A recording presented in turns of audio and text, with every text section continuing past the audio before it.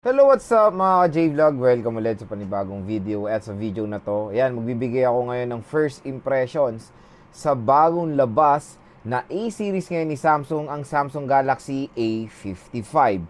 Maganda kaya to? Tara mga J-Vlog, check natin.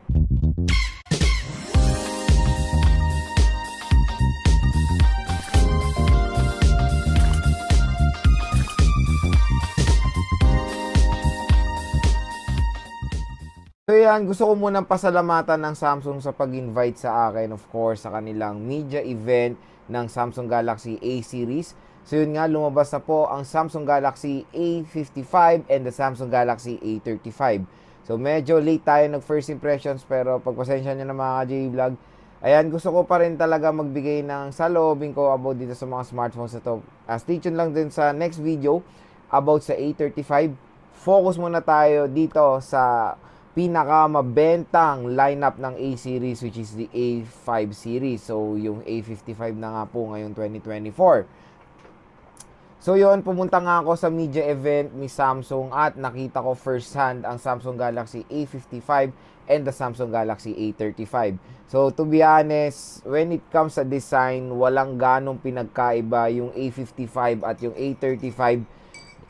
Nung nasa media event ako, akala ko nga A55 hawak ko, A35 pala, medyo naguguluhan ako. At kakaiba po yung gilid ng A55 ngayon dahil parang meron na siyang meron na siyang uka dito para sa paghawak yan pag naglalaro kayo. Hindi ko alam kung bakit ganun na yung itsura ng gilid niya. Quick reminder lang, hindi po ito full review. Stay tuned lang, baka ma-review rin natin of course yung A55 and A35. At yun nga, hindi to full review, nagbibigay lang ako ng first impression sa mga bagong labas sa smartphone. And since nawakan ko to first hand and na-try ko to first hand sa media event ni Samsung, napaka-perfect talaga magbigay ng first impressions dito sa smartphone na to. Bago ang lahat, magkano nga ba ang Samsung Galaxy A55? So, ang official price niya, parang same din doon sa A54 na SRP niya rin nung lumabas ng 2023. Meron siyang 24,990 pesos or almost 25,000 pesos. Na merong 8GB of RAM and 256GB of internal storage. So yun mga J-Vlog, ang napansin ko dito sa A55, hindi siya slim design to be honest. Medyo thick siya, parang A54 din. At nag-iba nga yung gilid niya, mas umokay siya kumbaga. At hindi na po plastic ang frame niya. Aluminum frame na po yung kanyang gilid. Yun naman ang maganda dito sa A55. I think yung A35 is plastic. Nag-focus sila sa aluminum body or sa aluminum frame sa A55. Tapos glass po ang back cover ng A55. Same na same pa rin. Syempre ang maganda dito, meron siyang IP rating na IP67 water and dust resistant. So, pwede siyang malublob sa tubig ng ilang minuto lang. At meron lang siyang certain deep na pwede siyang malublob. So, yun, hindi siya fully waterproof Water resistant lang siya. And IP67 lang siya. Usually, mga flagship, ayan, para may alam kayo, meron silang IP68 or IP69 water and dust resistant. So, dito sa A55 ay IP67. So, mas mababa siya. Pero maganda addition yan dahil ilan-ilan pa lang sa mid-range category ang meron IP60 na merong IP rating. So, available na sa Lazada ang A55. I-check nyo na lang po yung link niyan sa description box. So, yon. When it comes naman sa specifications, dito focus tayo mga J-Vlog. Si Samsung Galaxy A55 ay merong triple rear camera. Yung main camera niya is merong 50 megapixels. Pero siyang ultra-wide camera na 12 megapixels. So, medyo mataas yung 12 yung megapixel ng ultra-wide niya. Magandang balita yan. At meron tayong 5 megapixel na macro lens. Pagdating naman sa front camera, meron siyang 32 megapixel at ang magandang balita mga J-Vlog, support niya both rear at front ng 4K video recording. When it comes sa screen, si Samsung Galaxy A55 ay merong 6.6 inches Super AMOLED display na merong resolution na Full HD+, 1080 by 2340 pixels. And support niya, of course, ang 120Hz screen refresh rate at naka-punch hole display pa rin si Samsung Galaxy A55. So, OS naman out of the box sa Android 14 na siya. One UI version 6.1. Sa chipset, so ito medyo kakaiba yung chipset niya dahil Exynos. So, si Samsung mismo yung galing yung chipset na ito. Exynos 1480.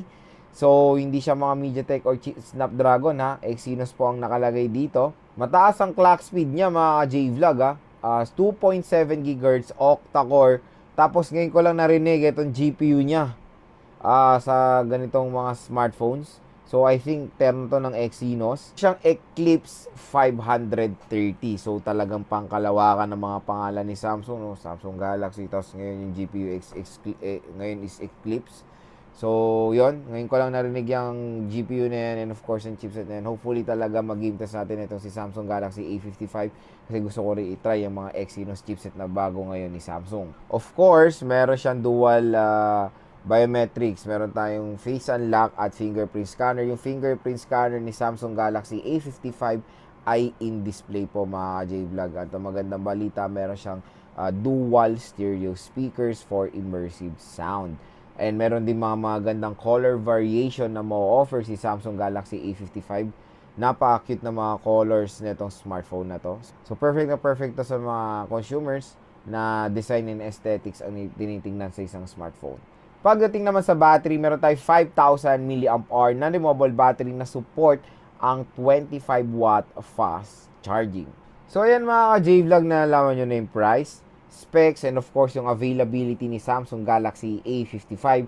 Next, ito na, gusto ko i-share sa inyo yung first impressions ko dito sa smartphone na to. Number 1 mga J-Vlog is of course yung kanyang design. So yun nga, magandang addition ngayon yung aluminum body ng Samsung Galaxy A55. Inalisan nila yung plastics. Inalisan nila yung plastic and mas maganda na or mas premium build na kumbaga yung A55 compare sa kanyang predecessor na merong plastic frame. Number 2 is yung kanyang chipset. So very interesting yung chipset nito dahil yun nga Exynos na siya. At hindi ko pa nagagamit yung chipset na yan, pero based sa kanyang clock speed, napakataas, 2.7 GHz. And yun, bago rin sa pandinig ko yung Eclipse na chipset na GPU. Kaya stay tuned lang, baka mag-game test din natin itong si Samsung Galaxy A55. Pero when it comes sa kanyang price sa price segment niya, lahat naman ng smartphone sa ganitong presyo ay maganda for gaming. Kaya hopefully si Samsung Galaxy A55 ay maganda rin ang gaming performance niya since isa siyang 5G na rin. Number 3 sa kanyang screen display mga J-Vlog. So yon, 6.6 inches. Okay naman yung screen size niya. Malaki din naman. Yung resolution niya same din sa mga mga lower mid-range and even sa mga sa mga lower mid-range, Full HD plus 1080p na resolution with 120Hz screen refresh rate. Itong si Samsung Galaxy A55. So wala namang pinagbago gaano dun sa kanyang display. Same Super AMOLED display.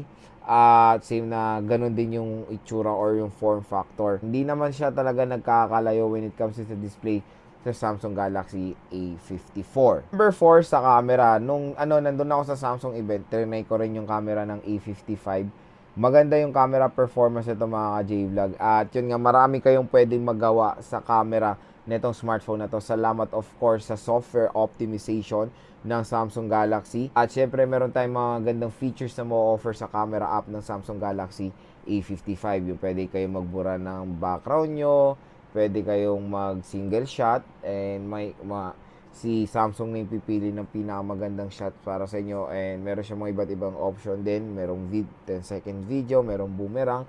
So napakaganda ng single shot na yan mga J-Vlog, and very helpful yan sa mga content creators out there dyan.